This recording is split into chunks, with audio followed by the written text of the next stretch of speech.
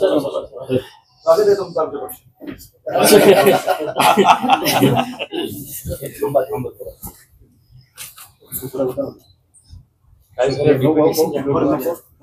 जागा नाही ना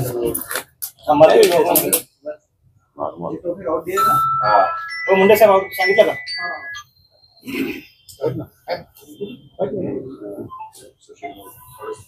ते पाणीच्या आकाश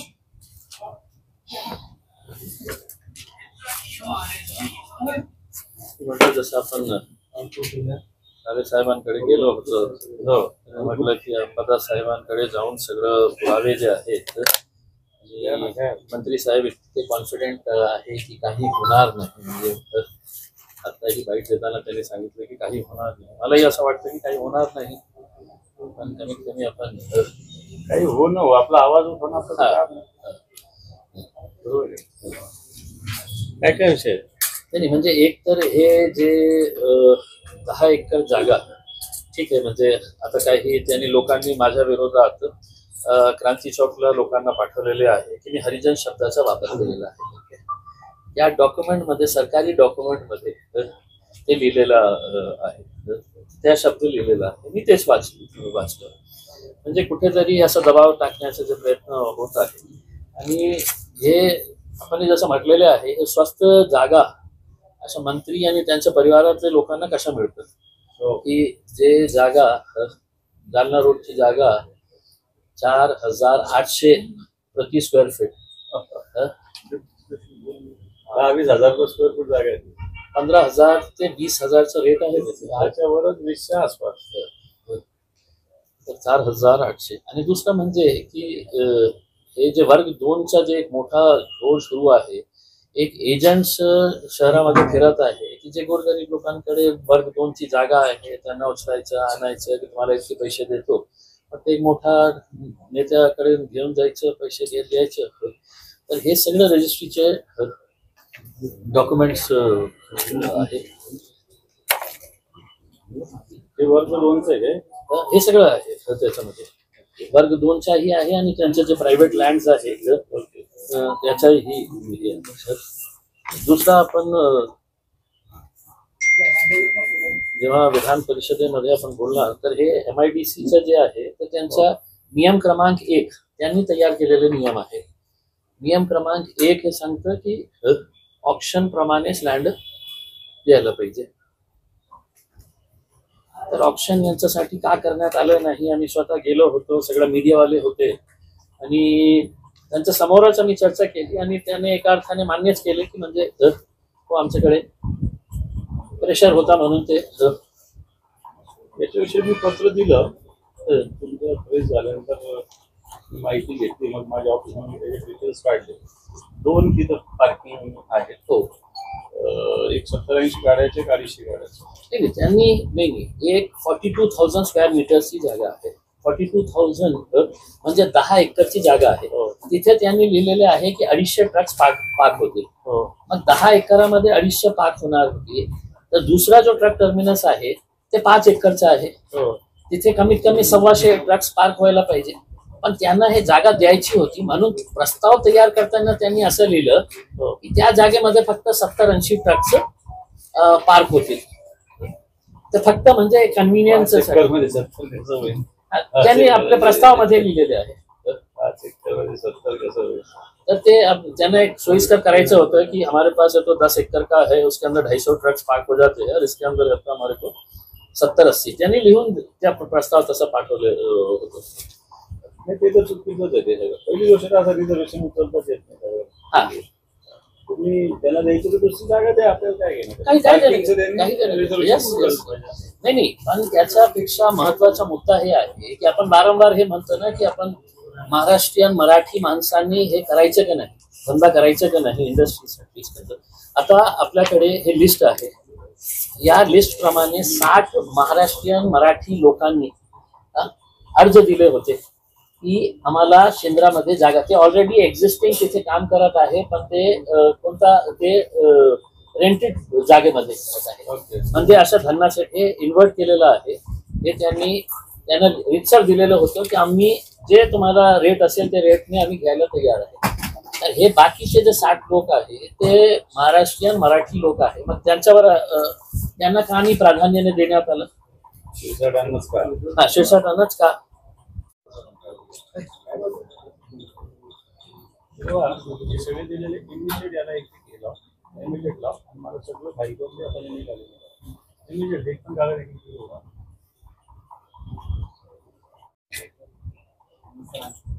बोललो ना ठीक आहे byte sir sir camera look मी आज विरोधी पक्ष नेत्यांच्या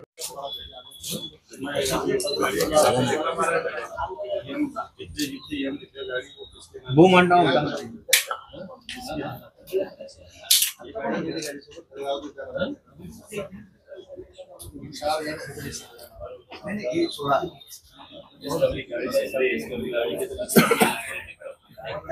करोड़ के ऊपर की गाड़ी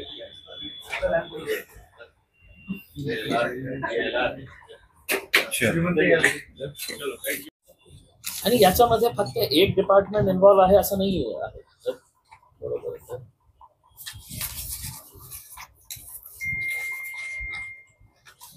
आता जे डिस्टिलरी जे त्यांनी हे केली होती कॅमिओ डिस्टिलरी, त्यांचे डॉक्युमेंट्स बघितलं तर 3 डायरेक्टर्स होते. एक डायरेक्टर ते बिल्डर आहे अमीन भावेन अमीन. त्याचे डॉक्युमेंट सगळे दाखवण्यात आले जागा खरीदण्यासाठी वाईटमध्ये, आणि जागा मिळताच त्यांना बाहेर काढण्यात आले किंवा तो बाहेर आला. कारण 6.5 कोटी रुपये जे आहे ते 6.5 कोटी रुपयेची जागा होती, ते त्यांना ते भरायचं होतं. तर 6.5 कोटी रुपये वाईटमध्ये कसं करता येईल? तर त्यांनी हे अमीनला एक डायरेक्टर केले. 3 डायरेक्टर्स होते. जागा मिळताच ते दोघांना काढण्यात, ते अमीनला काढण्यात आले. मोठा विषय आता बरोबर आहे, बरोबर. इव्हन त्याचं घर पण आहे नाव. हो हो, तेच बिल्डर आहे ना. घर त्याचं नाव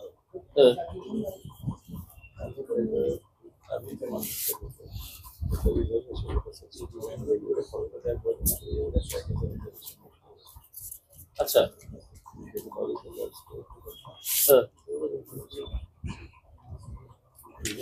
ते खूप मोठ्या जबाबदारीच्या पोस्टवर बसलेले आहे आणि विधान परिषदेमध्ये भाषण करताना त्यांनी अनेक असे प्रकारचे मुद्दे काढलेले आहे. खूप जोराने ताकदीने ते तिथे मांडत आहे. आणि अशाच प्रकारचा जेव्हा मुद्दा आपल्या जिल्ह्याशी संबंधित असते, आपल्या पालकमंत्र्यांशी संबंधित असते आणि त्यांच्या भ्रष्ट कारभारासंदर्भात असतं, तर मी मागच्या अनेक दिवसापासून आपण ही सहकार्य केल्यामुळे ते प्रकरण सगळं बाहेर आलेलं आहे.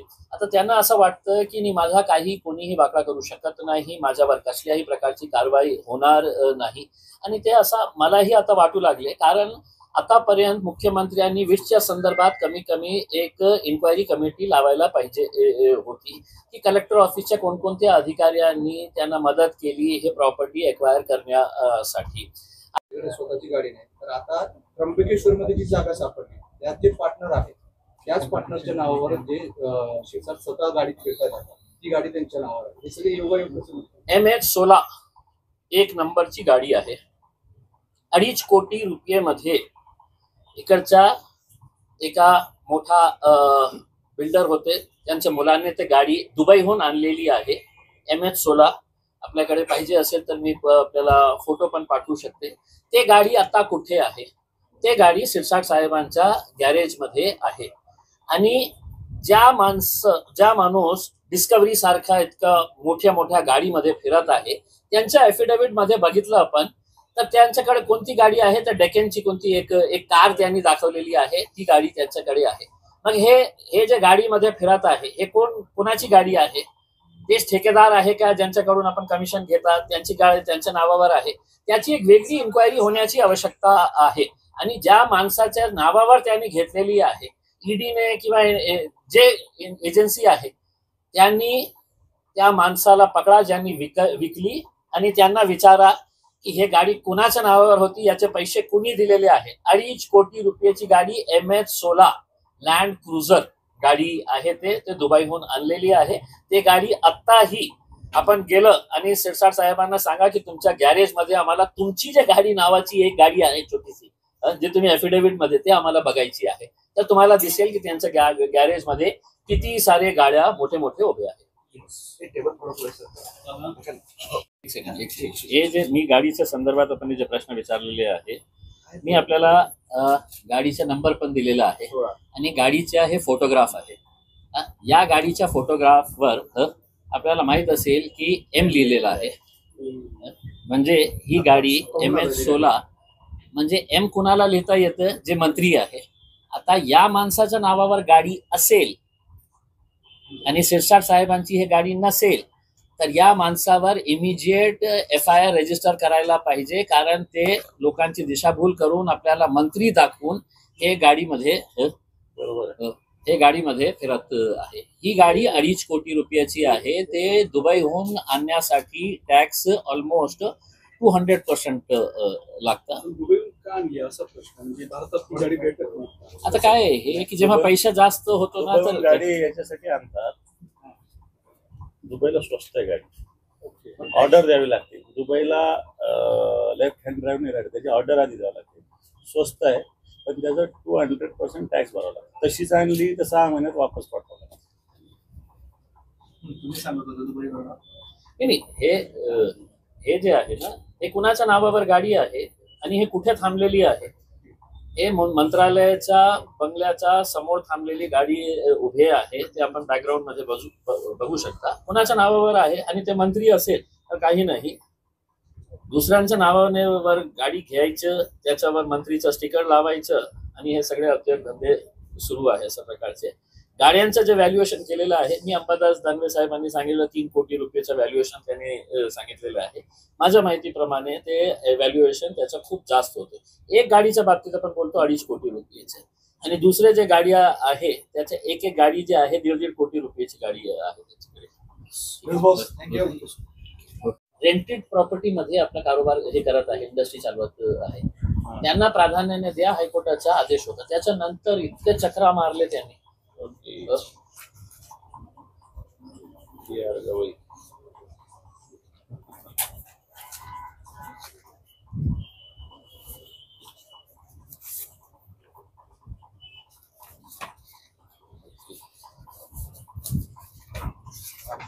आमची अपेक्षा हेच आहे की विधानसभेमध्ये, विधान परिषदेमध्ये आपण ज्या प्रकारे आतापर्यंत आपण जे लढत आहे, एक रजिस्ट्रीचे डॉक्युमेंट हे गट क्रमांक 34 मध्ये काय हे एकी गटमध्ये 3 प्रॉपर्टीज घेतलेली आहे. 2-2 एकरची 3 प्रॉपर्टीज एका माणसाकडून, यांच्याकडून घेतली 1.5 कोटी मध्ये. त्याच्या शेजारी लागलेली जी जागा आहे मंत्रीकडून घेतली 50 लाख रुपये मध्ये, तितकीच जागा 2 एकर. आणि त्याच्या शेजारी एक बागला म्हणून आहे, त्यांच्याकडून घेतली 2 एकर 60 लाख रुपये मध्ये.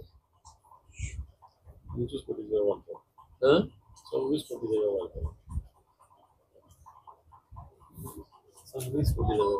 आता आम्ही हे सगळं डॉक्युमेंट्स घेऊन जो बागलाचा एक 26 करोड असेल मला माहिती नाही.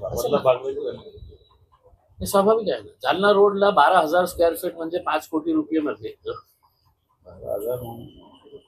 5 कोटी 25 कोटी. हो, 100%. आमची अपेक्षा आहे सर की 100% मी हे सगळे विषय सगळ्यात आधी तर मी जस्ट इमिजिएट कन्सेंट डिपार्टमेंटला पत्रव्यवहार करेल.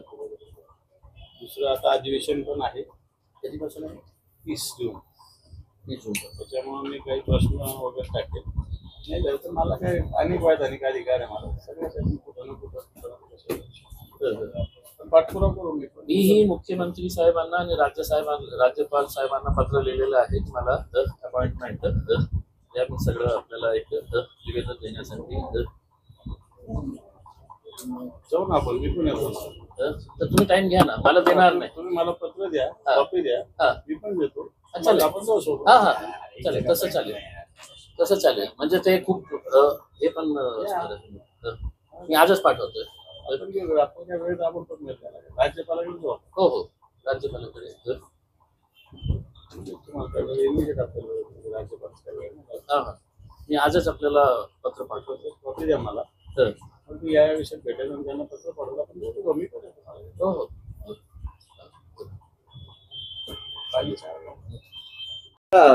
इम्तियाज जलील यांनी तुमची भेट घेतली, शिरसाठांविरुद्ध भ्रष्टाचाराचे काही पुरावे तुम्हाला दिले, काय नक्की तुमच्या दोघांमध्ये चर्चा झाली आणि काय पुढे करणार आता?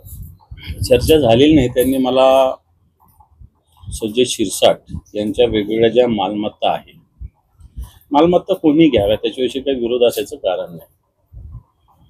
मोठे व्हावेत, ते श्रीमंत व्हावेत, करोडपतीने अब्जोपती व्हावे, याच्यात काही कोणाचं ऑब्जेक्शन असायचं कारण नाही.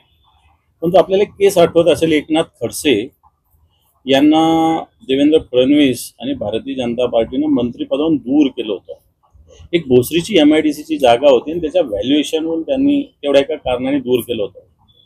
आत्ता मी संजय राऊतांचं पुस्तक वाचलं, नरकातून स्वर्गाकडे अशा प्रकारचं एक पुस्तक वाचलं आणि त्याच्यात त्यांच्यावरची कारवाई झाली तीही मी वाचली की 50 लाख रुपये एक जणांकडून घेतले होते आणि ते पुन्हा परतही केले होते आणि त्यांनी फ्लॅट घेतला. तर मला सांगण्याचा मुद्दा हा की संजय शिरसाट यांनी प्रॉपर्ट्या घेतलेल्या असताना ज्या प्रॉपर्टीचं व्हॅल्युएशन, समजा आता वेदांत हॉटेलचं मी सांगतो की 2022चं व्हॅल्युएशन 160 कोटी, आता 25चं तर ते 200 कोटी जाईल, पण 65 कोटीचं टेंडर गेलं होतं.